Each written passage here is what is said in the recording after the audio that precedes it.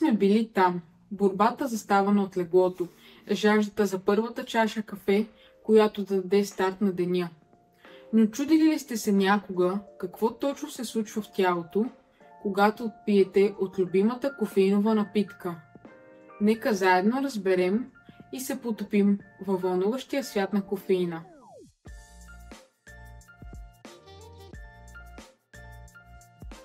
Кофеинът е естествено вещество, което се съдържа не само в зърната на кафето, но и в чайните листа, какаото и много други растения.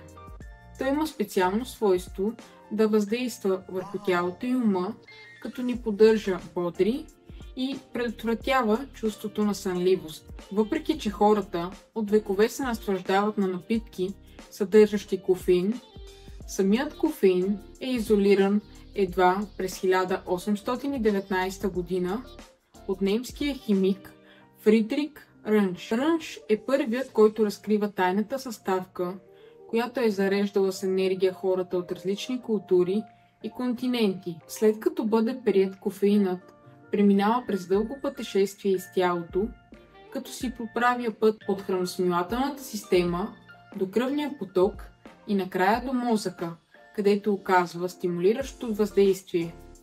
Кофеинът обикновено се приема орално чрез храни и напитки, като кафе, чай, шоколад или любимите на децата енергийни напитки. След поглъщането, кофеинът попада в стомаха, където малко количество се абсорбира в кръвта. По-голяма част от него обаче преминава в тънките черва. В тънките черва кофеинът бързо се абсорбира през черните стени в кръвния поток. А след като попадне там, започва да се разпределя из цялото тяло.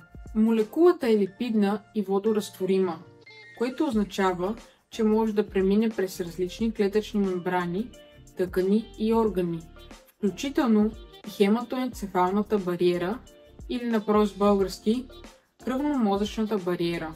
Това е защитна бариера, която предпазва мозъка от вредни вещества в кръвния поток, като същевременно пропуска необходимите такива, като глюкоза и аминокиселини. Мозъкът е център на активност, в който малки молекули, наречени невротрансмитери, изпращат сигнали наоколо. Невротрансмитерите са химични вещества, които предават сигнали по нервните окончания, като помагат на невроните да общуват. Те играят ключова роля в регулирането на настроението, нивата на енергия и цялостната функция на мозъка. Един от тези невротрансмитери, аденозинът, обикновено съобщава на мозъка ви кога е време да се отпуснете и да се почувствате сънливи. Кофеинът, който е хитър самозванец, прилича на аденозина и се свързва с неговите рецептори, като блокира стимулиращите съня ефекти. Тази заблуда не само предотвратява сънливостта, но и стимулира освобождаването на други невротрансмитери, като допамин и норепинефрин, които повишават бдителността и концентрацията. Но уви, всяко нещо има своя край. No, God!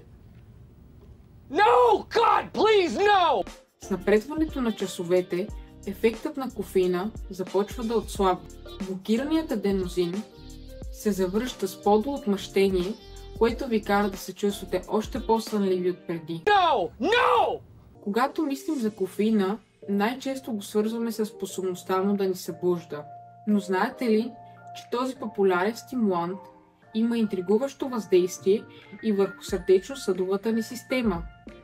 Настоящите проучвания показват, че умерната консумация на кофеин от 400 мг дневно не е свързана с повишен риск от общи сърдечно-съдови заболявания, аритмия, сърдечна недостатъчност, промени в кръвното налагане или хипертония при принципно здрави хора.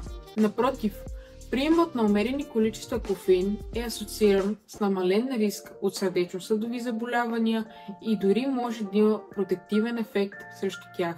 Въпреки че кофеинът може да бъде наш съюзник, за да останем свежи за по-дълго време, той не е лишен от своите недостатъци. Консумацията на твърде много кофеин може да доведе до безпокойство, тревожност, сърцебиене, треперене и трудности с съня. И така, какво количество кофеин се счита за безопасно? Повечето изследвания са съгласни, че до 400 мг кофеин дневно е безопасно за повечето възрастни, като това се равнява на следните.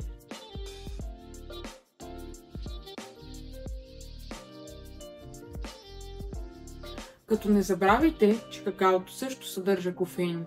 Индивидуалната поносимост може да варира и дори по-малки количества могат да причинят дискомфорт при чувствителни хора.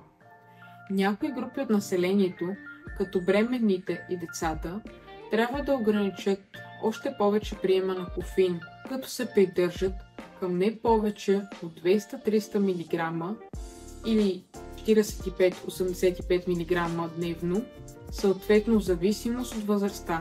В световен мащаб се изчислява, че всеки ден се консумират над 2 милиарда чаши кафе. От кафенето до вас, до чайните стаи в Токио, любовта ни към кофеина обхваща целия свят, което го прави най-разпространеното психоактивно вещество в света. Ако това пътешествие и света на кофеина ви е харесало, не забравяйте да го харесате, споделите и да се абонирате за още увлекателни пътувания из вселената на науката.